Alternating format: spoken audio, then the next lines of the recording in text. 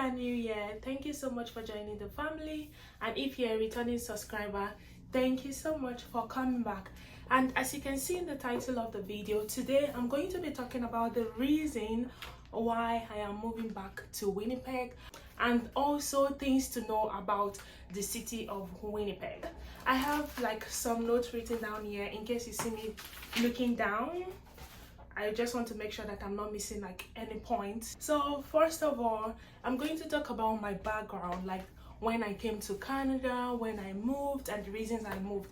I came to Canada in 2018 December. I came as an international student to study at the University of Manitoba. So I resumed school 2019, and during that time I was trying to get into nursing, but unfortunately I wasn't able to get into that faculty, so I had to change my focus of study to psychology. And I was in my third year before I had to move away from Winnipeg, and I'm going to get into details why I had to move away from Winnipeg, the reason I'm going back to Winnipeg. If you guys want me to talk about like the application process, how to apply to University of Manitoba, like if you want basic information about the school, just let me know and I can make a different video on that. So let's get into why I am moving back to Winnipeg. So the first thing is that I moved here because I had a situation in school, and I will tell you guys, don't trust friends, do not trust anybody, and that has brought me to this point to where I am today. Like, I've learned not to trust people. So I would advise you that when you're in school, please try to do things on your own, because friends are going to get you into trouble. I was in my third year when this situation happened, and let's call this friend Beware of friends, guys. So I had this friend called Beware, and I and Beware we have been friends since University 1, so that's first year, first level. I met Beware in a class that we had together. I can't remember if it was biology, mathematics, or statistics, one of those classes, and we became friends from there. And I and Beware we have been doing things together since like level 1. Like when it comes to assignment, we try to share knowledge, and when it comes to reading, we read together. Like I and Beware read together until like midnight sometimes to make sure that we are getting the best out of school. But unfortunately, I and Beware we're not friends anymore because of the situation that happened. In second year, COVID started, and we had to do like a lot of things from home, and like school, most of the facilities in school was closed. On this fateful day, we had an exam, and Beware had to come to my house because where Beware was working was closer to my house, and the time for the exam was like very limited when Beware will be done with work. I'm like, okay, we're good friends, like why can't I allow you to just come sit around and do this exam, since I don't want you to miss out on this exam. Beware came to my house, but we were in the same space when we were doing the exam, and unfortunately Beware copied one of my work from my screen because it was this was a rush. I wasn't focusing on anything. I was trying to focus on the exam and trying to finish like fast. Time was clicking so fast. We had so many questions with limited like time frame, so I was just doing my whole thing, not knowing that Beware was there just copying and paste, copying and paste, copying and paste, copying and paste, without even paraphrasing. But anyways, like the exam ended like with no knowledge of what was coming ahead of me. And few weeks after the exam, I was asking other people like, oh, have you seen your result? Everyone was saying that I've received their result except Beware. I'm like, what is going on? What is going on? So a few weeks later, I received an email that you have academic misconduct, and I'm going to put like some proof. I can't put too much here because this is schoolwork and this is privacy. I'm like, what? Academic misconduct? Me, I'm in my third year. If I wanted to be cheating, I should have been cheating from year one. But I'm in my third year and I'm almost entering my fourth year to finish school. Can I just be done with school? I was so stressed out. I got an academic advisor and she was there helping me through the whole process. So I explained the situation to her. And I was scheduled to have a meeting with head of schools and all of this. Now I was so scared, just remembering the whole moment right now, because it was really hard to take in. Anyways, I had the meeting and I told them like the whole situation that happened. I explained everything to them. I was really scared. I got really nervous, and after a few weeks we got the response back, and the response stated, this course you will get an F in the course. And I had an A plus. Can you imagine having an A plus to having an F in a course? I cried and bawled my eyes out for like weeks. And also the response stated that you will be suspended from the Faculty of Science and the Faculty of Arts of the school. I wasn't suspended from the old school, but those are the only two faculty that I take my courses from. So it's like suspending me from the school but not suspending me from the school. And lastly, they said it was going to be written on my transcript. And this whole situation, like I just remember everything happening and it's just like a flash in my mind right now. But yeah, I couldn't even tell my parents, I couldn't tell anyone. I only told one of my friends that was around me then. I also spoke to like a lawyer. The lawyer was explaining that you can go through this route, you can go through this route, but they were going to, that route, it was going to cost me like over $25,000. And where does this lawyer want me to get it from? I do not know. But eventually the lawyer told me that, okay, since I don't have this money, then I have to talk to my parents regarding the whole situation, because this was like, I guess 3 months or 2 months after the thing happened. Okay, I finally spoke to my parents. The lawyer made the situation seem like I had no help until I followed the route that the lawyer was recommending to me, and that was just going to cost a lot of money, in which, yeah, no one can spare that. Of course, this was not an easy situation or challenge. Like this is one of the hardest things that I had to do in life. But anyways, my family spoke about it. We spoke with different other people on how I can proceed. And that time I was going out of status. My study permit was expiring. So the thing I did in that moment was I sent an email to the IRCC, which is the government of Canada, explaining the whole situation to them. I renewed my study permit. I also added like a letter of explanation so that they will understand that, okay, this is what the situation is.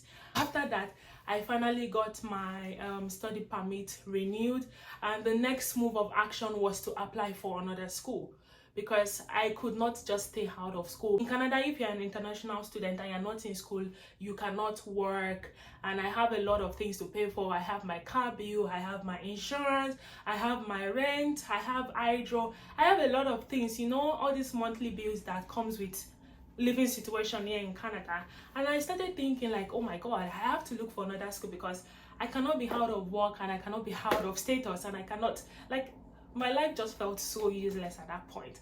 But anyways, so I got another school. So I attended that for the 1 year suspension, and now I'm almost done with that. Or by the time you guys see this video, I'll be done with my program, and I'm so happy that at the end of the day, everything just worked out for my own good. And you know, God was in the process and He helped me through everything, even though it was hard, but the grace of God just kept me going. So now I'm going back to University of Manitoba to finish my psychology degree. I'll be in my 4th year when I get back to school. I cannot wait to be done with school and have my degree. And you know, the interesting part is now I have 2 degrees, even if this other one is certificate. Like, I am going to be a 2-degree holder. Wow. Look at me. But anyways, yeah, so that is the reason that I moved away from University of Manitoba, and I will be going back to complete my psychology degree. So let's go to the other thing that I have here in my notes, and it says that the things to know about Winnipeg. Let's talk about the weather. In summer it is extremely hot, and in the winter it is extremely cold. I can remember when I came in 2019, or is it 2019 or 2020, one of those years, we had a degree of minus 40 something degree. I was shedding tears, guys, because that day I took the bus and I took the wrong bus, so I had to walk like 20 minutes to get my other bus in that weather. Their weather is terrible there. So if you know you're coming in the winter, be ready, buckle up, get your winter jacket, get your winter boot. There is no amount of clothes that you will wear and you will not feel that cold. Like, it's still going to penetrate into the clothes and you will feel it in your body. Better to be packed up and get ready for the winter. Get your mindset. I guess the way I got through the weather is just like resetting my mindset that, okay, this weather is here to stay and I had no choice, so I have to either live with it or live with it. So if you can get your mindset prepared for that, I guess you'll be ready for the weather. Let's go to attractions in Winnipeg. Now that I've been in Ontario for a few months, I would definitely say this place is better than Winnipeg. There is not so much to do in Winnipeg, but the common things that I know that you can do in Winnipeg is the Fox and the Assiniboine Zoo. There is also museum, then there is also like art gallery, and there is also the Royal Canadian Mint. That is where coins are produced. And also they have Assiniboine Down, and during summer there is this exhibition that they do, Red River X. It's like a bunch of roller coaster. It's almost similar to Canada Wonderland. So there are really interesting things to do during like summer than winter. In winter you can skate, and I feel like one popular attraction is like food. You can just go out to try different restaurants. Now let's go to the next thing on my list, the cost of living and feeding. Okay, now that I'm moving back, I lived with people. Back then I was like, if you live with roommates, you are looking to pay between 500 to 800 depending on what area you are staying and depending on like the type of apartment you guys are living at. If you are looking to share, then within 500 to 800 dollars it will be your budget. But if you are looking to live alone, then because I've been searching for apartment, now that I'm moving back, I would prefer to live alone. And the cost I've been seeing, depending on the area, if you stay in downtown you will see less than 1,000, but if you are staying around like the south area, we'll be looking into 1,000 and above. So between 1,000 to 1,500. Let's talk about feeding. Then I used to like buy food on my own. I don't share with roommates and everything, so I look into spending close to 200 on groceries, and I eat out too a lot, so that would be like an additional 200 or thereabouts. So yeah, so between 200 to 400 depending if you are eating out a lot or cooking in the house a lot. Okay, so let's go to job opportunities and side hustle. This is very important because of we have different bills to pay, right? And we have to make this money. So for most of my job, then I get most of my job through referral. So I know that referral is a good option to get jobs, and there are also like agencies that you can walk into and they will help you with like finding jobs, or you can also try to submit application directly through the company website or through like other applications like Indeed and thereabout. But I feel like job opportunities work mostly with referral. And let's talk about side hustle. I feel like there are different side hustle that you can do to earn you like extra cash. For example, if you know how to braid hair, you're going to make a lot of money. Like for this hair, you see this, I can be charged about $100 just to make this hair. So that is a really good side hustle, like braiding. Then also if you're into catering, like baking, cooking, like baking cake for celebrations, you are going to earn that money. Anything catering services in general, trust me, you're going to make your money. Then also, I feel like if you guys know how to make money online, I'm still working on that video, like how you can make money online through different resources. When I'm done with all my research, then I'll be posting that video later this year. And yeah, so those are the 3 ways I believe you can do side hustle. Let's go to education and school. If you guys want me to make a video on this, on how to apply to different schools and like talk about the facilities that is available in that school, I can definitely do that. Just make a comment below and I'm going to do a lot of research if you guys want that. I feel like I have little knowledge about University of Manitoba and I can make a video on that, in-depth video explaining how you can apply and the things you need to apply. So just leave a comment below if you want to see that.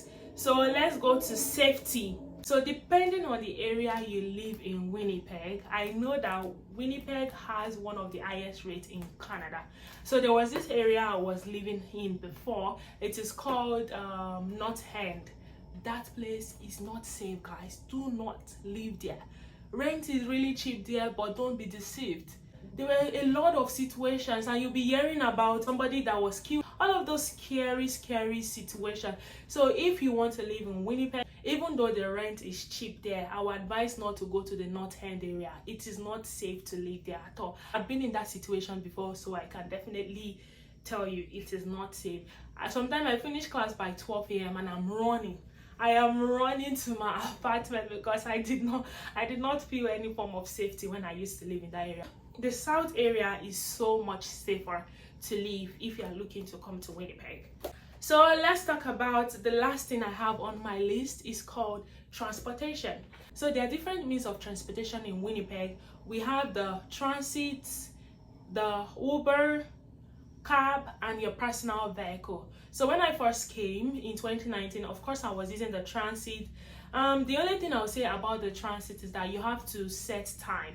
You have to make sure that you look at when the transit is coming so you can get to your destination on time. As far as you have time management, then you'll be able to meet up with the transit schedule. Then also Uber, if you're someone that don't like using the public bus, then you can use Uber or use cab. Or if you feel comfortable having your own vehicle, I have my own personal vehicle, so that's what I use to commute around, and it's way easier and you get to places on time. Like you don't have to wait for the bus schedule and all of those things. So depending on your choice, do whatever fits you the best. I hope you guys enjoyed this video. So that's the reason why I'm moving back to Winnipeg and the reason why I moved away from Winnipeg. And I hope you guys also learned few things about Winnipeg. And if you are looking to come into Winnipeg and you have few questions, leave that in the comments below. And please guys, subscribe to my channel. So like, share, comment, and subscribe. See you guys in the next video. And you know, always I love you.